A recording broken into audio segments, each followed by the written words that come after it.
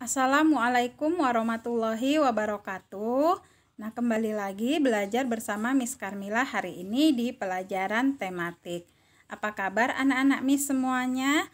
Semoga abang kakak semuanya sehat dan masih semangat ya untuk mengikuti pelajaran hari ini. Nah, sebelum kita memulai pelajaran kita hari ini, marilah sama-sama kita membaca basmalah dan doa belajar. Bismillahirrahmanirrahim. Rabbi zidani ilma warzuqni fahma waj'alni minas solihin. Semoga pembelajaran kita hari ini berkah dan diridhoi oleh Allah Subhanahu wa taala. Nah, abang kakak sekalian, untuk hari ini kita masih belajar tema 2 ya, persatuan dalam perbedaan dengan subtema bekerja sama mencapai tujuan. Nah, materi ini disusun oleh guru kelas 6 SDIT Nurul Ilmi. Nah, Miss akan menyampaikan tujuan pembelajaran kita hari ini. Adapun tujuan pembelajaran kita hari ini adalah setelah membaca teks, siswa mampu menulis peristiwa penting tentang semangat persatuan dan kesatuan berdasarkan teks sejarah menggunakan aspek apa, di mana, kapan, siapa, mengapa, dan bagaimana dengan menggunakan kalimat efektif. Setelah membaca teks dan berdiskusi, siswa mampu mengidentifikasi contoh manfaat persatuan dan kesatuan dalam kehidupan masyarakat sekitar. Nah, selanjutnya setelah mengamati gambar, membaca penjelasan dan memperhatikan peragaan oleh guru, siswa mampu mengidentifikasi gerakan pada tari indah. Dan yang terakhir, setelah membaca teks, siswa mampu mengidentifikasi ciri-ciri kalimat efektif pada teks tentang semangat persatuan di masa persiapan kemerdekaan Indonesia. Nah, tahukah kamu bahwa para pahlawan juga bersatu dan bekerja sama melalui cara diplomasi dengan tujuan untuk mendapatkan pengakuan kedaulatan kemerdekaan bangsa kita. Nah, jadi meskipun negara Indonesia sudah merdeka, ya, Belanda yang diboncengi oleh tentara sekutu, mereka kembali lagi datang ke negara Indonesia untuk kembali menguasai negara kita. Nah, oleh sebab itu, ya, para pahlawan kita semuanya bersatu ya untuk mendapatkan pengakuan kedaulatan kemerdekaan bangsa kita. Nah, adapun upaya mempertahankan kemerdekaan Indonesia tidak hanya dilakukan melalui pertempuran, namun juga dilakukan melalui jalur diplomasi, perjanjian, dan perundingan seperti Perjanjian Linggarjati, Perjanjian Renville, Perjanjian Rumroyen, dan Konferensi Meja Bundar atau KMB. Nah, untuk materi ya mengenai perundingan-perundingan yang dilakukan oleh bangsa Indonesia ini dapat abang kakak lihat di buku tema 2-nya di subtema 2 ya. Nah, yang pertama ini Perjanjian Linggarjati tanggal 15 November 1946 sampai 25 Maret 1947. Perjanjian Linggarjati adalah perundingan antara Indonesia dan Belanda di Linggarjati, Jawa Barat yang menghasilkan persetujuan mengenai status kemerdekaan Indonesia. Perjanjian tersebut ditandatangani secara sah oleh kedua negara pada 25 Maret 1947. Nah, adapun hasil perundingannya yaitu 1. Belanda mengakui secara de facto wilayah Republik Indonesia yaitu Jawa, Sumatera, dan Madura. Yang kedua, Belanda harus meninggalkan wilayah Republik Indonesia paling lambat tanggal 1 Januari 1949. Yang ketiga, pihak Belanda dan Indonesia sepakat membentuk Negara Republik Indonesia Serikat atau RIS. Jadi pada waktu itu ya negara Indonesia itu dibagi menjadi 3 negara bagian, yaitu negara Republik Indonesia, di mana tadi wilayahnya yang diakui yaitu hanya wilayah Jawa, Sumatera, dan Madura, kemudian negara Kalimantan dan negara Indonesia Timur ya. Nah, kemudian yang keempat, dalam bentuk RIS, Indonesia harus tergabung dalam Commonwealth atau persemakmuran. Perjanjian Linggarjati ini menimbulkan pro dan kontra di kalangan masyarakat Indonesia. Nah, abang kakak sekalian ya, jadi isi daripada perundingan Linggarjati ini ya, bahwasanya wilayah Indonesia itu ya dibagi menjadi 3 negara ya.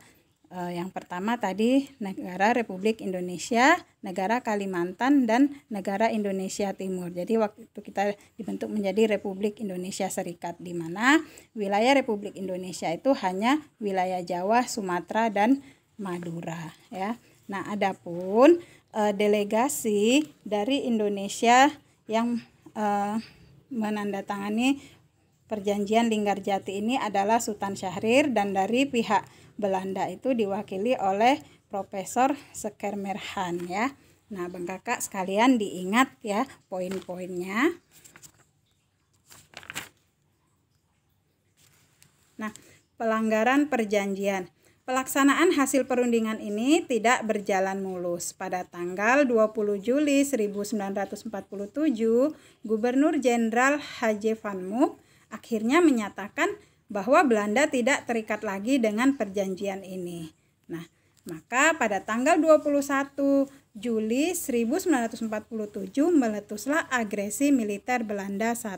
Jadi, agresi militer Belanda I ini merupakan bentuk serangan Belanda ya secara besar-besaran kepada rakyat Indonesia ya. Jadi Belanda mengingkari janjinya ya. Nah, di dalam Al-Quran surat Al-An'am ayat 159,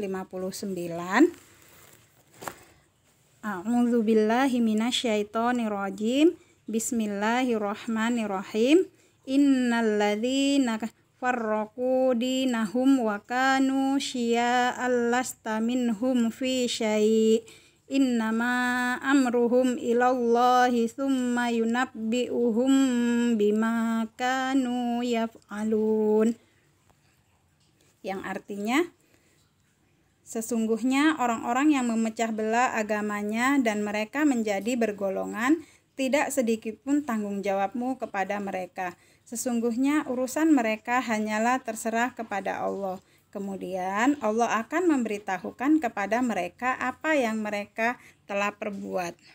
Nah, adapun tafsir dari surat Al-An'am ayat 159 ini adalah, sesungguhnya orang-orang yang membuat agama mereka terpecah belah, yaitu orang-orang Yahudi dan orang-orang Nasrani yang mengambil sebagian agamanya dan mengabaikan sebagian yang lain, dan mereka terpecah belah menjadi kelompok-kelompok yang berselisih paham, itu sama sekali bukan golonganmu, wahai Rasul. Kamu sama sekali tidak bertanggung jawab atas kesesatan mereka. Tugasmu hanyalah memberikan peringatan kepada mereka. Maka urusan mereka diserahkan kepada Allah. Kemudian pada hari kiamat kelak Allah akan memberitahukan kepada mereka perihal apa yang telah mereka perbuat di dunia. Lalu Dia akan memberikan balasan yang setimpal kepada mereka. Nah, kita lanjut ke perjanjian Renville ya. Nah, perjanjian Renville ini dilaksanakan pada tanggal 8 Desember 1947 ya, sampai dengan 17 Januari 1948. Perjanjian ini dilakukan antara Indonesia dan Belanda. Perjanjian ini ditandatangani pada tanggal 17 Januari 1948 di atas kapal perang Amerika Serikat, yaitu kapal Renville yang berlabuh di pelabuhan Tanjung Priuk, Jakarta. Nah, perundingan dimulai pada tanggal 8 Desember 1947. perundingan ini ditengahi oleh Komisi 3 Negara atau KTN, yaitu Amerika Serikat, Australia, dan Belgia. Delegasi Indonesia dipimpin oleh Amir Syarifuddin, kemudian delegasi Kerajaan Belanda dipimpin oleh Raden Abdul Qadir Widjojo Atmojo. Nah, adapun hasil dari perundingan Renville ini adalah Belanda hanya mengakui Jawa Tengah, Yogyakarta, dan Sumatera sebagai bagian wilayah Republik Indonesia. Nah, kalau kita lihat lagi tadi hasil daripada perundingan Linggarjati, ya, bahwa wilayah Republik Indonesia yang diakui oleh Belanda itu adalah wilayah Jawa, Sumatera, dan Madura. Nah, dalam perundingan Renville ini, wilayah Republik Indonesia menjadi semakin sempit karena yang diakui oleh Belanda itu hanya wilayah Jawa Tengah, Yogyakarta, dan Sumatera. Jadi, untuk Jawa Barat, Jawa Timur, dan Madura tidak lagi menjadi wilayah Republik Indonesia. Nah, kemudian hasil perundingan yang kedua yaitu disetujuinya sebuah garis yang memisahkan wilayah Indonesia dan daerah pendudukan Belanda. Kemudian yang ketiga, TNI harus ditarik mundur dari daerah-daerah kantongnya di wilayah pendudukan di Jawa Barat dan Jawa Timur. Karena wilayah Jawa Barat dan Jawa Timur ini tidak termasuk lagi wilayah Republik Indonesia, ya. Jadi dalam perundingan Renville ini wilayah Republik Indonesia menjadi semakin sempit.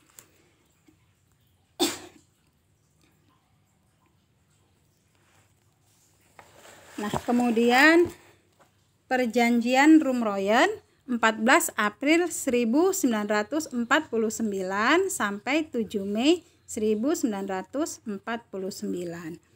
Nah, perjanjian ini dimulai pada tanggal 14 April 1949 dan ditandatangani pada tanggal 7 Mei 1949 di Hotel Des Indes, Jakarta.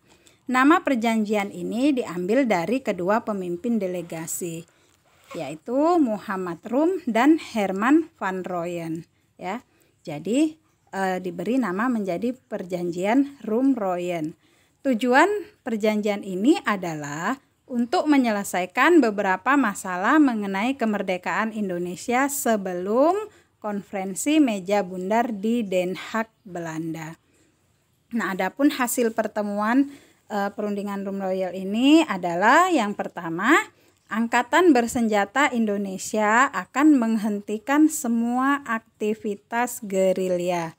Kemudian pemerintah Republik Indonesia akan menghadiri konferensi meja bundar atau KMB. Nah, yang kedua, pemerintah Republik Indonesia dikembalikan ke Yogyakarta. Dan yang ketiga, Angkatan Bersenjata Belanda akan menghentikan semua operasi militer dan membebaskan semua tawanan perang. Nah, itu tadi hasil dari perjanjian Rumroyen. Nah, yang berikutnya konferensi meja bundar tanggal 23 Agustus 1949 sampai 2 November 1949.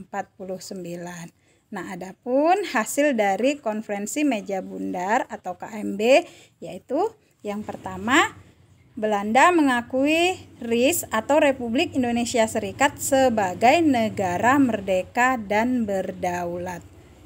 Jadi negara Belanda mengakui, ya, Republik Indonesia Serikat itu adalah negara yang merdeka dan berdaulat, ya. Kemudian yang kedua, status Irian Barat diselesaikan dalam waktu setahun sesudah pengakuan kedaulatan. Kemudian yang ketiga, akan dibentuk Uni Indonesia Belanda. Yang keempat, RIS mengembalikan hak milik Belanda dan memberikan hak konsensi dan izin baru untuk perusahaan-perusahaan Belanda. Dan yang kelima, pengambil alihan utang Hindia Belanda oleh Republik Indonesia. Nah, abang kakak sekalian, perlu abang kakak sekalian ketahui, ya, bahwa pengakuan kedaulatan ini dilaksanakan di Indonesia dan di negara Belanda ya.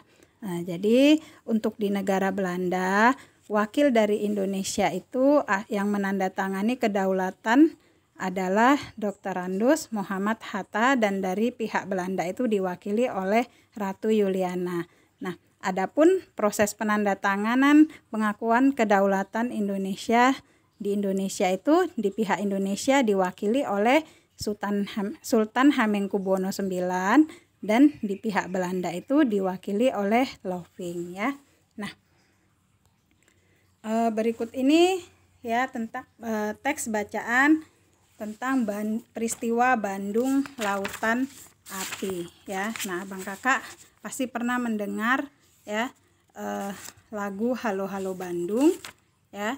Nah, jadi kota Bandung itu benar-benar ya memang menjadi lautan api. Nah, untuk lebih mengetahuinya ya, mari sama-sama kita simak bacaan berikut ini. Peristiwa Bandung Lautan Api adalah peristiwa kebakaran besar yang terjadi di kota Bandung pada tanggal 23 Maret 1946. Dalam waktu 7 jam, sekitar 200.000 penduduk Bandung membakar rumah mereka. Mereka meninggalkan kota menuju pegunungan di daerah selatan Bandung. Hal ini dilakukan untuk mencegah tentara sekutu dan tentara Nica Belanda untuk dapat menggunakan kota Bandung sebagai markas strategis militer dalam Perang Kemerdekaan Indonesia. Karena kejadian tersebut, tentara Inggris merasa tidak terima dan mulai menyerang sehingga pertempuran sengit terjadi. Pertempuran yang paling besar terjadi di desa Dayeuhkolot, di mana terdapat gudang amunisi besar milik tentara sekutu. Nah, dalam pertempuran ini Muhammad Toha dan Ramdan, dua anggota milisi BRI atau Barisan Rakyat Indonesia, terjun dalam misi untuk menghancurkan gudang amunisi tersebut. Nah, Muhammad Toha berhasil meledakkan gudang tersebut. Nah, jadi ya dalam peristiwa Bandung Lautan Api ini ya perlu Abang Kakak pahami bahwasanya yang membakar rumah-rumah penduduk dan kantor-kantor yang ada di kota Bandung tersebut adalah rakyat Bandung sendiri, dengan tujuan agar kantor-kantor tersebut tidak bisa dipergunakan sebagai markas strategis bagi militer Belanda ya.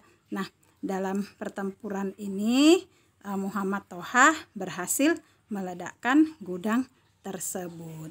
Nah, Abang Kakak sekalian, nah tadi sudah sama-sama kita baca teks ya mengenai perjanjian-perjanjian yang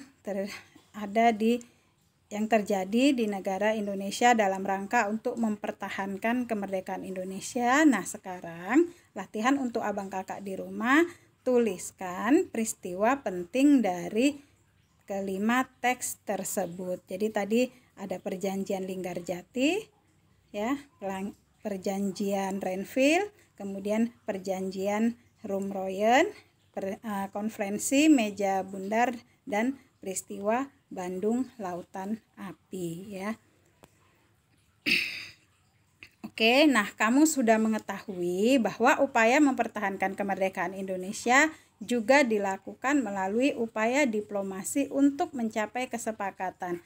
Nah, agar tujuan diplomasi tercapai, maka diperlukan kerjasama dan persatuan dari semua pihak. Jadi, ya, persatuan dan kesatuan itu sangat diperlukan ya untuk mencapai tujuan bersama untuk mempertahankan kemerdekaan Indonesia dari serangan bangsa-bangsa yang ingin kembali menguasai negara Indonesia.